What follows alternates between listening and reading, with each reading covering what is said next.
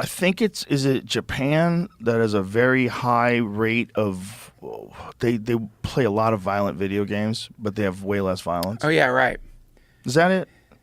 Did I read that? Like, they've tried to make correlations between violent video games and actual violence. That is so dumb. And some people think that it might actually have the opposite effect.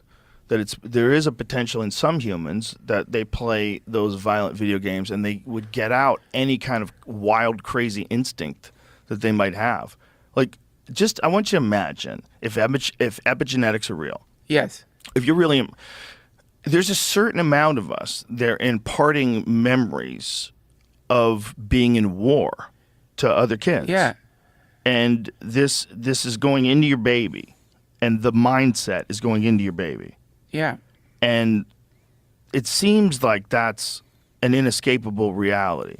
Yeah, if there's a thing like a video game that lets them express that part of their brain without actually having a desire to do it. Yeah. No judgments, but it almost makes sense that it would work to actually stop violence. So right. So the idea is like, what is promoting violence? And my answer to that is like, being a human, poverty, putting someone through a terrible life, like forcing someone into bad situations. That's what creates all of it. And until we address, it's like very weird the way we address the problem of violence. Because we only look at it in terms of the action itself.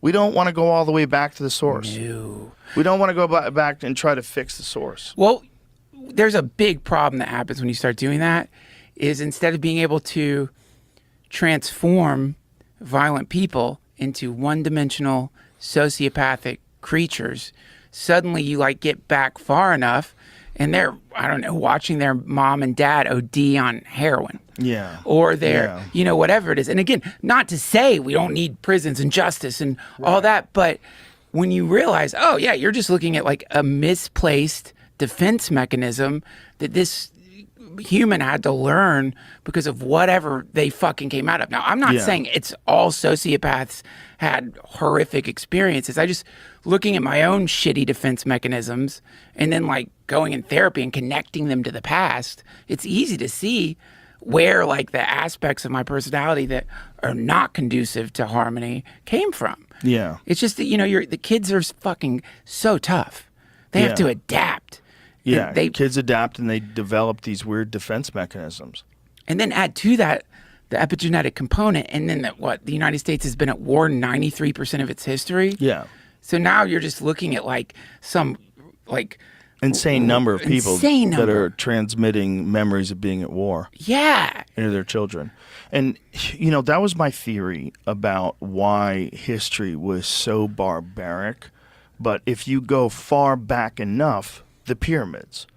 So what happened between then and say the Mongols? What happened? What was the transition? Why did people get so barbaric? And I think they're the people that survived the impact. Right. I think when the Younger Dryas impact happened, if it happened 11,800 years ago, they believe, I think the people that survived that were fucking monsters because they had to be. Right. I bet it was a total breakdown of any civilization. That's why civilization doesn't really pop up again for 6,000 years. Yeah. I think for thousands of years we were monsters.